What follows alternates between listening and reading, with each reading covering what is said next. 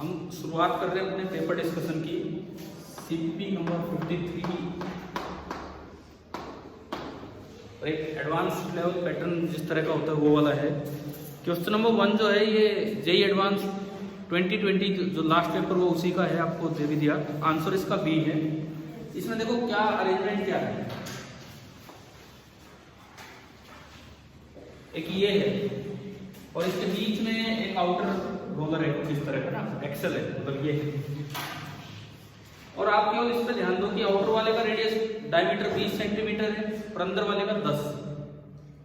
इसका मतलब इसका रेडियस 5 सेंटीमीटर है और उसका 10। इसका मतलब अगर मैं इसका रेडियस r कहूं तो इसका कितना हो गया 2r। ये तो ठीक है, इतना हुआ, यहां तक तो कोई डाउट ही नहीं किसी को।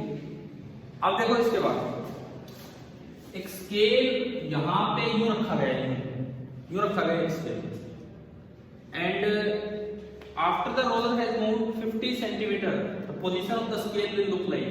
ये तो फिसलना नहीं है, इस पे दिया गया है, केवल रोल करेगा ये इस तरह का है। रस्सी भी नहीं है जो लिपटती जाए तो स्केल आगे चलता रहेगा। अब यूं बोला है कि जब ये रोलर 50 सेंटीमीटर आगे चला गया तो स्केल कितना आगे गया होगा वो आपको अंदाजा लगना है। समझ तो आ गया ना। वो क्या है, ये एक रोलर है, बीच में एक एक्सेल बाहर निकला हुआ है और एक्सेल पे एक स्केल रख के स्केल को स्लाइड नहीं करवाया गया, उसको यूं चलाया गया ताकि वो रोल करता हुआ आगे बढ़ के, ठीक है। अच्छा, कितना ये चला टोटल, रोलर कितना चला 50 सेंटीमीटर। मान लो t बराबर 0 पे रोलर का सेंटर यहां था, तो t बराबर t टाइम पे रोलर का सेंटर यहां है और ये चला है 50 सेंटीमीटर। तो जो स्पीड ऑफ द सेंटर होगी तो अगर उसे v नॉट बोलूं तो क्या मैं v नॉट को लिख सकता हूं 50 centimetre by v।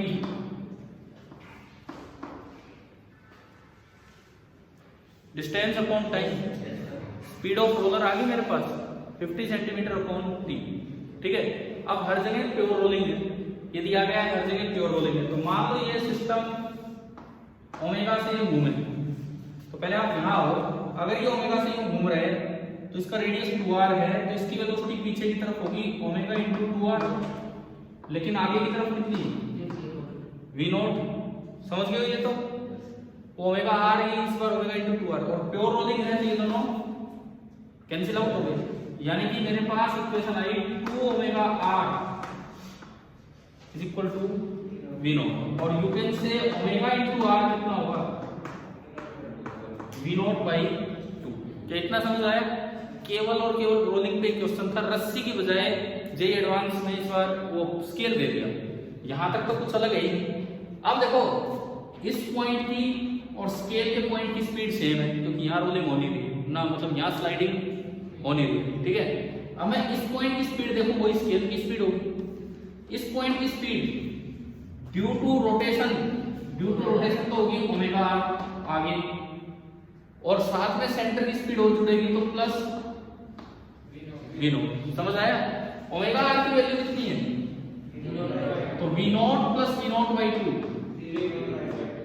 3 v not by 2, यानी कि जो स्केल है स्केल उसकी स्पीड भी कितनी होगी 3 बाई 2 v नॉट। स्केल की स्पीड भी आपकी होगी 3 बाई 2 v नॉट। अब इससे आपको आइडिया लगाना है कि कौन सा पॉइंट पहुंच गया होगा अगर आप करोगे भी कंप्लीट, ठीक है। मैं जस्ट आपको हर एक क्वेश्चन में वहां तक पहुंचा के छोड़ रहूंगा जहां से आके आपको पूरा करना है। आंसर आपको बता ही दिया गया है बी। आपको मैंने स्केल की स्पीड ला के दिखा दी कि स्केल की स्पीड क्या है। अब आप इससे आइडिया लगाओगे कि किस तरह से आंसर है, करोगे ये, ठीक है। थोड़ा थोड़ा अपना हिंट नोट कर लीजिए, घर जाके ये ट्राई करना, फिर भी ना हो आप पूछना।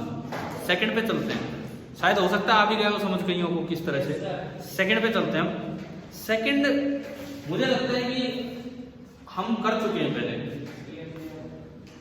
इसमें आया हुआ है किया हुआ है, क्योंकि ये उस तरह का काम है। अभी सर्कुलर में ये बताया गया था कि अगर ऐसे कोई भी लूप घूमता है, r रेडियस का लूप अगर घूमता है और ओमेगा एंगुलर स्पीड से, तो जो इंटरनल टेंशन बनती है, जहां तक मुझे याद है कैसा फॉर्मूला है, अरे ऐसे ब्रेक करके डी थीटा एंगल था, फिर इसमें यू नॉट करवाया है ना ये, एक बार सर्कुलर मोशन के समय करवाया और एक बार इलास्टिसिटी में करवाया है ना। तो ये तो टेंशन इंटरनल एफ इंटरनल तो ये हो गया, शायद फॉर्मूला सही लिखा होगा मैंने। तो बस इससे एक स्टेप आगे चलना है, इलोंगेशन निकालना है। Tension per unit area stress हो जाएगा, स्ट्रेस हो गया। यंग्स मॉडुलस होता है स्ट्रेस अपॉन, यहां से स्ट्रेन आ जाएगा और स्ट्रेन को लिखने में डेल्टा आ भाई, और यहां से क्या जाएगा डेल्टा। अच्छा, अगर डेंसिटी दिया हो तो मास को कैसे हटाते हैं ये भी बनाया था कभी। इसका ये वायर का एरिया ए है, वायर की लेंथ है 2 पाई r, तो वायर का वॉल्यूम हो गया 2 पाई r into a। डेंसिटी होती है mass upon volume 2 pi r into a, और यहां से फिर आप m की वैल्यू पुट करेंगे और कर दोगे, करोगे ना आप तो। ठीक है, सोल्व जरूर करना पूरा पेपर जैसे भी। ये आपका हुआ क्वेश्चन नंबर 2। थर्ड, हैवी मास सर्कल में घूम रहे हैं और बोला है कि सबसे ज्यादा चांस कब है टूटने के। तो भाई वो टूटेगा तब जब इंटरनल फोर्स मैक्सिमम हो जाए, जब स्ट्रेस ब्रेकिंग स्ट्रेस से ज्यादा हो जाए। तो टेंशन मैक्सिमम कब होती है वर्टिकल सर्कल में? नीचे 6 mg 3 mg 0, कुछ याद आ रही है वैल्यू? तो मैक्सिमम कहाँ होती हो? जब वो कहां से निकले? लोवेस्ट पोजीशन से। तो ये तो सीधा सा एक क्वेश्चन हो गया ये। ठीक है, फोर्थ करवाया हुआ है क्लास में, बताओ बेंडिंग ऑफ बीम। आपकी कॉपी में होगा यार ये सवाल। सबसे पहले तो केवल पॉइंट लोड लगा के डिप्रेशन, फिर कहा था कि वेट हो तो इतने टाइम्स मल्टीप्लाई कर दो, और फिर कहा था अगर दोनों आ जाए तो दोनों को ऐड कर दो। कर लेंगे ना? किसी बच्चे से ये यहाँ ध्यान ना आया आपके? किसी ने यहाँ सही किया है? नहीं, मतलब इस पेपर में सही किया किसी ने? ये क्या याद आ गया? ए पूरा वेट आए तो 5/8 टाइम्स हम कर रहे थे उसका, याद है ना? वैसे 1/4 आ रहा था, फिर 5/8 5/32 रो ऐड होके हो जाएगा। ठीक है, देखना अपनी कॉपी में। फिफ्थ, पांचवा देखो किस किस का हुआ ये? आपका हुआ है, बस देख लीजिए तो एक बार भैया, समझ लो लेकिन ढंग से।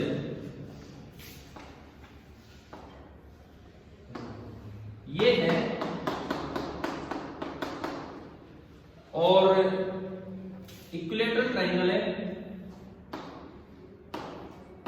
यहां फोर्स आपने लगाया F। ठीक है, कोफिशिएंट ऑफ फ्रिक्शन सफिशिएंट है, कितना है उसके बारे में भी आएंगे, वो तो पूछा नहीं सवाल में, वो भी हम पता कर देंगे। लेकिन ये स्लाइड नहीं करेगा और पहले टोपल कर जाएगा। देखो अगर ये घूमता है तो यूं घूमेगा। तो देखो आप कोई भी एक पॉइंट ले लो, जैसे मान लो मैंने ये कोई पॉइंट ए लिया भाई, इसको रोकने के लिए एक तो पास हो रहा होगा स्टैटिक फ्रिक्शन, क्योंकि आप फोर्स आगे लगा रहे हो, तो ए से ही पास हो गया, ए से पास हुआ यहां से। ठीक है, टोपल वाला केस पे जब आप चलेंगे, mg कहां लगेगा इसके बिल्कुल सेंटर पे, तो नॉर्मल कितना लग रहा होगा? mg के बराबर, कहीं लगे कहीं भी लगे, नॉर्मल कितना होगा? mg के बराबर ही होगा। आज मैंने इस कैसे किया है? ये लेंथ तो होगी a/2। सर मैंने a बीच में लिया था, a पॉइंट है, ये बिल्कुल भी कहां दिया बताओ, कहां भी दिया? ये mg वाली जो लाइन है ये यहां। ठीक है, फिर यहाँ पे m into a/2, तो ये n जो है ये यहां से a/2 है, और f कितनी दूर है? √3 a/2। ये a है, ये 60 डिग्री, तो ये तो a cos 60 और ये a sin 60। देखो इन्होंने ये पॉइंट लिया a, mg यहां से पास हो रहा है तो उसका टॉर्क 0, फ्रिक्शन यहां से पास हो रहा है तो उसका टॉर्क भी 0। इस पॉइंट के अबाउट एक तो f का टॉर्क तो यूं आया, और नॉर्मल जो रोकने की कोशिश कर रहा है उसका टॉर्क यूं आया। टोपल होने की कंडीशन है कि अबाउट पॉइंट ए दिखा रहा हूं, f into ये f into √3/2a this should be greater than or equal to n into a/2। आगे टोपल की कंडीशन, n की वैल्यू मैं फोर्स बैलेंस करूं तो n बराबर mg है एंड f बराबर fs। समझ आ रहा है? ये हमने इसमें देखा, तो ये आपने प्रूव किया, तो f ही पूछा है, क्या पूछा है इन्होंने? f पूछा है। f into √3/2a is greater than or equal to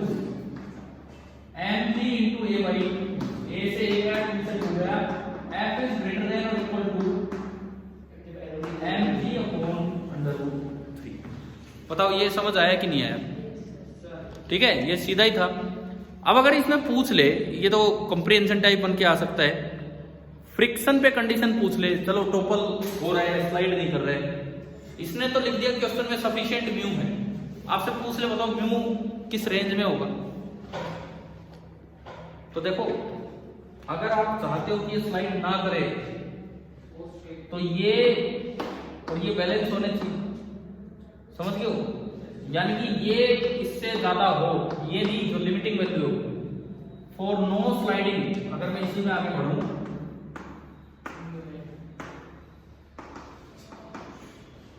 for no sliding, ये जो f है it should be less than और इक्वल टू f लिमिटिंग। बताओ ये कंडीशन आई क्या समझ? तभी तो स्लाइड, अगर इससे ज्यादा हो गया तो स्लाइड ही कर जाएगा, अगर ये इससे ज्यादा हो गया तो स्लाइड कर ही जाएगा।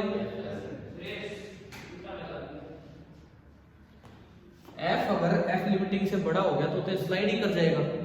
हम चाहते हैं कि स्लाइडिंग ना हो, तो इस f की वैल्यू f लिमिटिंग से हमेशा छोटी रहेगी। अब देखो this f should be greater than or equal to mu into n, mu into n मैं वैल्यू पुट करता हूं, f की लिमिटिंग वैल्यू कितनी आई? mg/3। तो मैंने अगर ये इसमें रखा तो mg/3 this should be less than और equal to mu into mg, mg से mg है, it means mu should be greater than और इक्वल टू 1/√3।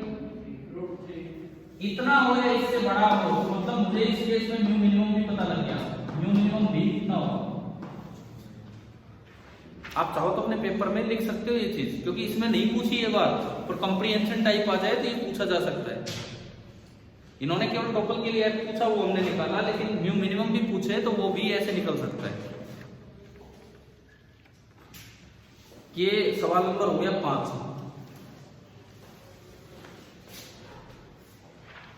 चलो मैं आगे बढ़ूं, नोट कर रहे हो तो कर लीजिए किस तरह से बढ़े।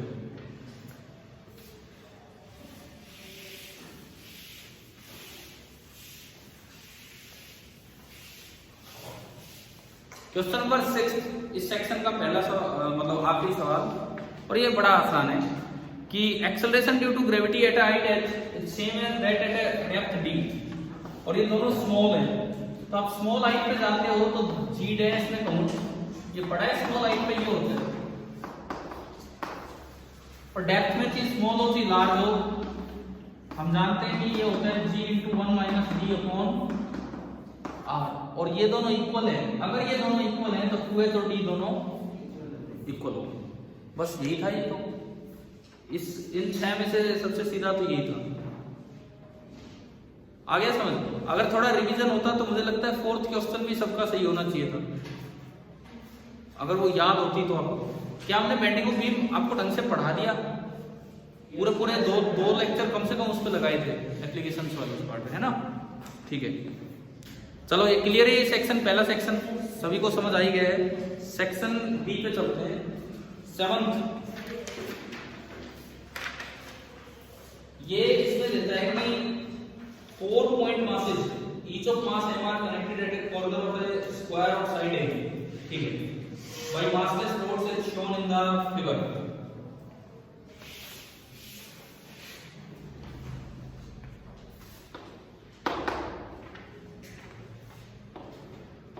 ये 4 मासलेस रोड है और ये 4 पॉइंट मासेज हैं इस तरह के। क्या फोर्स है दूसरे पेज में बस ठीक है, यही अरेंजमेंट। ये आपको दिया गया है एक एक्स एक्सिस, ये आपको दिया गया है एक वाई एक्सिस, यहां से ये अंदर की तरफ या बाहर की तरफ जेड एक्सिस, और ये एक diagonal axis. Moment of inertia of the system about x axis is ma²। कैसे? एक्स एक्सिस ये है, एक्स एक्सिस, इसके अबाउट किसी एक का कितना होगा? किसी भी एक का। देखो ये a/2 दूरी पे है तो इसका होगा m into a/2 का स्क्वायर, a²/4। सारे a/2 दूरी पे है तो इनटू क्या हो जाएगा? कितना आ गया? ma²। पहला ऑप्शन सही है। अबाउट y एक्सिस भी ma² सेम है, y एक्सिस उतनी दूरी, बिल्कुल ठीक है। अबाउट z एक्सिस ma², चौथा ऑप्शन गलत है। क्योंकि परपेंडिकुलर एक्सिस थ्योरम से तो वो इन दोनों का सम हो जाएगा। अब बीच वाला option moment of inertia about the diagonal axis is ma square, ये कैसे आपने ये डायगोनल एक्सिस दिया, इसका और इसका तो कितना 0, और ये दूरी निकाल के निकाल दोगे। दूसरा तरीका सुनो, इसके अबाउट ma स्क्वायर, इसके अबाउट ma स्क्वायर, तो z के अबाउट कितना हो गया 2ma स्क्वायर हो गया। तो अब आप दो एक्सिस मानो ये डायगोनल a डैश और b डैश, क्या दोनों एक दूसरे के परपेंडिकुलर है कि नहीं? तो i about a dash plus i about b dash is equal to i about z, और वो कितना है 2ma स्क्वायर, और ये दोनों सिमेट्रिकल है तो आधा आधा हो जाएगा, तो ये भी क्या होगा ma स्क्वायर। शायद आगे होगा समझ, है ना। क्वेश्चन नंबर 8, ये भी जेईई एडवांस था 2020। देखो इसमें ये कहता है कि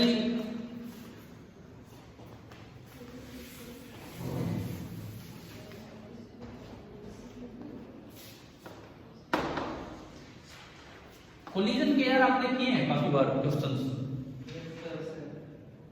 कोलिजन, रोटेशनल कोलिजन के समय आपकी ऑनलाइन ही ऑफलाइन क्लासेस हो रही थी, वो रिकॉर्ड भी नहीं किए थे हमने उस समय, और वो उस समय के कई लेक्चर्स हैं, कभी हिंज्ड रोड वाले, कभी विदाउट हिंज वाले करवाए हैं ना उस समय, आप उस टाइप का ही है। ये इस जगह से हिंज कर रखा है, rod of mass and length has pivoted at one of its end is hanging vertically ये यूं है। A bullet of same mass moving at a speed v strikes the road horizontally at a distance x from its pivoted end, यहां से यूं आई and gets embedded in it, और ये इसके अंदर चलेगी, धस गई मतलब इसमें। The combined system now rotates with an angular speed omega about the pivot, इस तरह से। The maximum angular speed omega m is achieved for x बराबर xm। तीन चीजें आ गई, एक तो ओमेगा, और फिर कहते हैं मैक्सिमम ओमेगा एम तब आता है जब x बराबर कितना हो xm।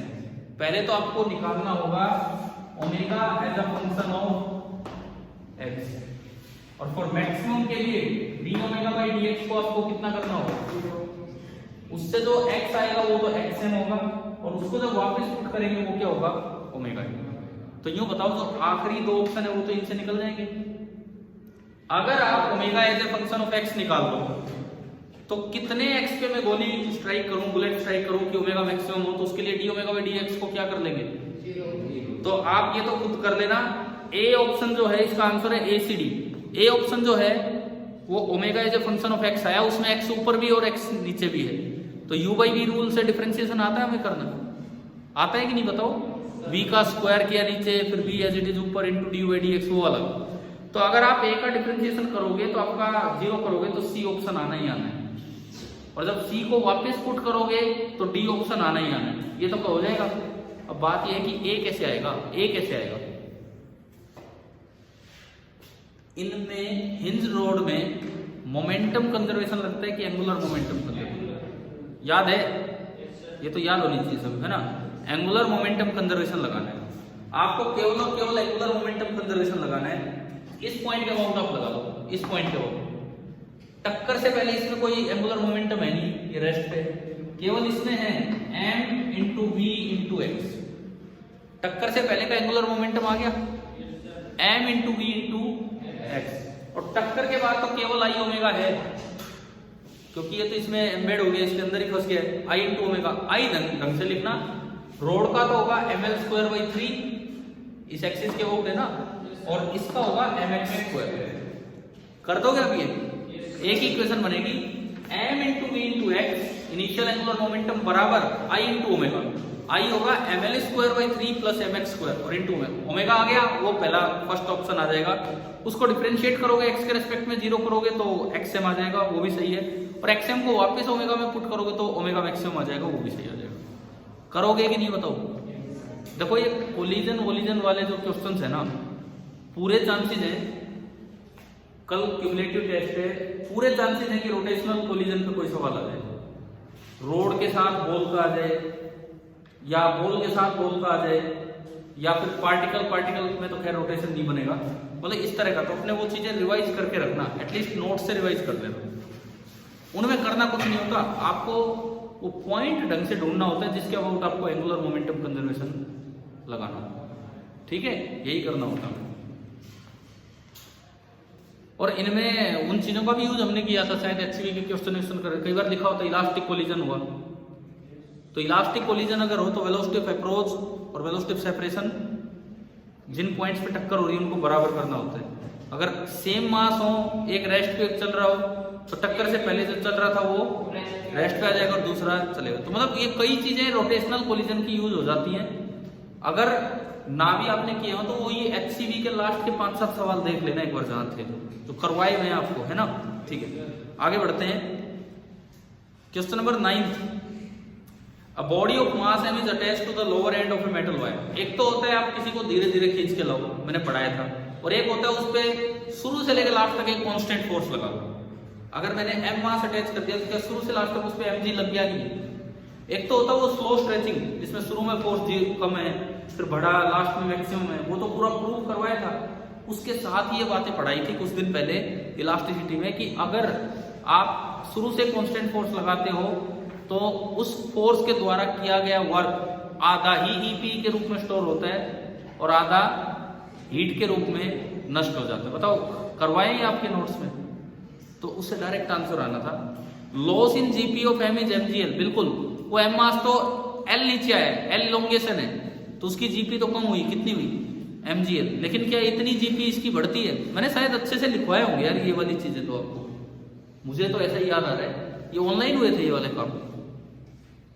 इलास्टिसिटी तो पूरा ही ऑनलाइन चला है। हाँ, तो उसमें बताया था अनलेस स्टेटेड अदरवाइज आपको जो लॉस है वो हीट मानना होता है। और ईपी स्टोर्ड तो उतनी होगी, ईपी स्टोर्ड तो उतनी होती है हाफ के एक्स स्क्वायर, पढ़ाया था। ईपी स्टोर्ड तो वही होती है half K X square where K is Y A by L. आपको ये बताया गया होगा कि स्प्रिंग की तरह यहाँ भी ए की जगह Y A by capital L और एक्स मतलब जो इसका एक्सटेंशन है ये होगी बी स्ट्रेट। ठीक है, अब इसमें हाफ फैक्टर आ रहा है, बाकी जब आप इक्वेट करके देखोगे तो ये बनता है हाफ ऑफ एमजीएल, जबकि जब ब्लॉक है वो नीचे आया तो उसकी एनर्जी तो कितनी कम हुई एमजीएल, तो बची हुई आधी कहाँ गई जो स्टोर ही नहीं हुई, वो हीट के रूप में नष्ट होती है। एक बार बस लास्ट टाइम बता दो कॉपी में है ये कहाँ? तो ये तो सवाल आपका सही होना चाहिए था फिर आज। ए सही है, बी सही है, तीसरा गलत है क्योंकि हाफ एमजीएल आना था जबकि इसमें एमजीएल दिया। किस किस बच्चे ने सही किया ए और डी? ये मुश्किल नहीं था यार ये सवाल। ए क्या गलती कर दी? सी क्यों कर दिया? ईपी पता है आपने क्या कर दिया, जितने एक का लॉस हुआ उतना ईपी स्टोर करवा दिया। मैंने स्पेशली वहां बोला था अगर आप इससे ज्यादा भी वर्क कर दोगे ना, स्लोली लेके आओ, जो वर्क किया सारा पोटेंशियल एनर्जी के रूप में स्टोर होगा। अगर आप इससे ज्यादा भी वर्क कर दोगे तो भी वो पोटेंशियल एनर्जी के रूप में ही जाना, वो एक्स्ट्रा लॉस ही है किसी तरह से। याद होनी चाहिए बातें, ठीक है। चले आगे 10th, ये बताया गया होगा आपको कि बल्क मॉडुलस तीनों के लिए डिफाइन होता है।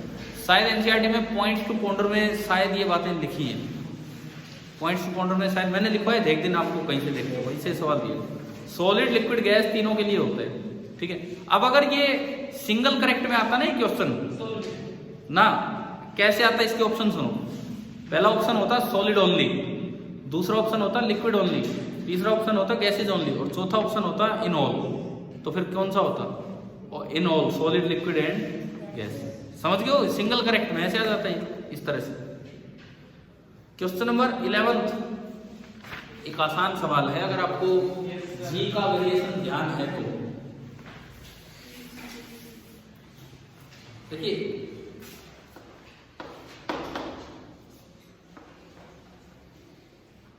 अगर आपको जी का वेरिएशन ध्यान है तो जी ना ऐसे चेंज होता है, सेंटर पे 0, सरफेस तक मैक्सिमम और फिर उसके बाद फिर से डिक्रीज होगा। अब इसके ऑप्शन पढ़ो। G decreases in moving away from the center if R is greater than R। अगर आप बाहर चलते हो, बाहर R greater than रेडियस मतलब आप बाहर की बात करो। अब बाहर दूर जाओगे, जैसे जैसे दूर जाओगे, यहाँ देखो आप, यहाँ देखो, बाहर दूर जाओगे तो G की वैल्यू कम हो रही है कि ज्यादा हो रही है? कम हो रही है, सही है। दूसरा G decreases in moving away from the center if R less than R।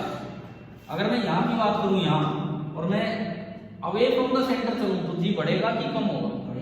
यहाँ तो जीरो और यहाँ तो बढ़ेगा, ठीक है ना, गलत हो गया। G is maximum at the surface, सही है। तो इसमें आंसर आ गए ए एंड सी। आया समझ? 12th, choose the incorrect statement. इसमें ए बी सी तीनों करेक्ट थे, तीनों करेक्ट थे। अब देख लो एक बार। इन ए ट्विस्टेड सिलेंडर, आप अपनी अगर नोट्स कॉपी है आपके पास इलास्टिसिटी वाली तो एक बार वो निकाल लो। ट्विस्टेड वाला अगर वो काम हो, वो डायग्राम हो तो है तो किसी भी बच्चे के पास वो अपनी कॉपी निकालिए। In a twisted cylinder the shearing strain goes on increasing as we proceed outward from the axis of the cylinder maximum at the surface। आपको उस दिन मैंने वो एक बताया होगा, इस आर्क को ऊपर से भी देखो और इधर से भी देखो, बताया था कि नहीं? बताया था, और उसमें रिजल्ट है। अब देख लेना, वहां से चेक करना कि बिल्कुल बाहर आओगे। देखो मैंने इसको टर्न करके भी दिखाया था, वो टर्न तो इतना पॉसिबल हो नहीं पाता। ये सेंटर लाइन है, बीच वाली लाइन, तो ये ना यूं बेंड होता है, थोड़ा यूं झुकता झुकता आगे की तरफ, मतलब यहाँ स्ट्रेन कम होगा, यहाँ थोड़ा और ज्यादा होगा, और लास्ट वाले में स्ट्रेन सबसे ज्यादा होगा। कॉपी में देखना जरूर ये पार्ट, ठीक है? तो ये चीज सही है। दूसरा, जहां स्ट्रेन ज्यादा होगा वहां स्ट्रेस भी ज्यादा होगा। स्ट्रेस डायरेक्टली प्रोपोर्शनल होता है किसके? स्ट्रेन के। तीसरा, shear on the surface of twisted cylinder is independent of distance from either plane end. देखो सुनो, ये एक सिलेंडर है, ये एक सिलेंडर है, ये प्लेन एंड ऊपर वाला और ये प्लेन एंड नीचे वाला। सरफेस की मैं बात करूं तो क्या वहां पे जो शियर है इस बात पे डिपेंड कर रहा है कि ऊपर से कितना नीचे देख रहे हैं, नीचे से कितना ऊपर देख रहे हैं, या सेंटर से? सेंटर से। इससे तो इंडिपेंडेंट है ना, वो कहाँ है कहाँ नहीं, ये अपनी वैल्यू ये शायद है ना, कोई नहीं। तो ये तीनों स्टेटमेंट सही है, उसी पे ये बना के दिए थे। आ गया समझ? ठीक है। इसके बाद सुनो, 3 इंटीजर टाइप ये आंसर्स है, न्यूमेरिकल वैल्यू टाइप। 13th बहुत आसान है। कैसे बहुत आसान है? आपको बल्क स्ट्रेन दिया है 0.03। अब एक चीज सुनो, कभी भी आपको स्ट्रेन दिया हो, परसेंटेज चेंज चाहिए तो उसको 100 से मल्टीप्लाई करो। ये वॉल्यूम है, बल्क मतलब वॉल्यूम, बल्क का मतलब है वॉल्यूम। अगर आपको स्ट्रेन दिया है और परसेंटेज चाहिए तो उसको 100 से मल्टीप्लाई करो। इसमें बल्क स्ट्रेन कितना दिया है? 0.03, यानी कि वॉल्यूम में परसेंटेज चेंज कितना हुआ? 3%। और ये वॉल्यूम होता है ए क्यूब, साइड का क्यूब है ये। तो पूछा है परसेंटेज डिक्रीज साइड में कितना होगा? हम जानते तो है ये चेंज, तो small change this is 3 times percentage change in A. Percentage change in volume बराबर 3 टाइम्स परसेंटेज चेंज इन ए, कितना आ गया? 1%। ये कई जगह ये चीजें यूज होती हैं। ये बहुत आसान सवाल था ना ये तो। अब 1 आया आंसर, तो हमें उसमें कैसे भर के आना चाहिए? 0 1 0 0 भरना आ गया समझ कैसे करना था? ठीक है। कई जगह ये चीजें यूज होती हैं जहां भी आपको डेल्टा L/L चाहिए और परसेंटेज में दे रखा हो तो डिवाइड बाई 100, और डेल्टा L/L दे रखा हो और परसेंटेज में जाना हो तो मल्टीप्लाई बाई 100। क्या ये 13 था क्या समझ? ठीक है। 14 सुनो, आपको एक फॉर्मूला बताया गया होगा जहां पे कंपैरिजन मैंने करवाया था होलो एंड सॉलिड का, पाइप का। कहा था ना साइकिल का हैंडल कोई सॉलिड नहीं रखता है, तो वहां पे एक टॉर्जनल कांस्टेंट C आया होगा। ठीक है। आप घर जाके करेंगे, केवल उस C के फॉर्मूले पे बेस्ड है और सीरीज कॉम्बिनेशन। ठीक है। करेंगे आप, नहीं हो पाएगा मैं शाम को आपको बता दूंगा, लेकिन अब यूं है कि मैंने एक बार डिस्कस करवा दिया पेपर। ठीक है। और 15th रोटेशनल काइनेमेटिक्स का है, आप ट्राई करना। अगर ये एक तो नहीं होते हैं तो हम शाम को क्लास लगा लेंगे, जरूर पड़ेगी तो। ठीक है। अब कोई ऐसी जरूरत नहीं है, हॉस्टल में भी है ना। ठीक है। 11 सवाल होगा। ठीक है। Thank you.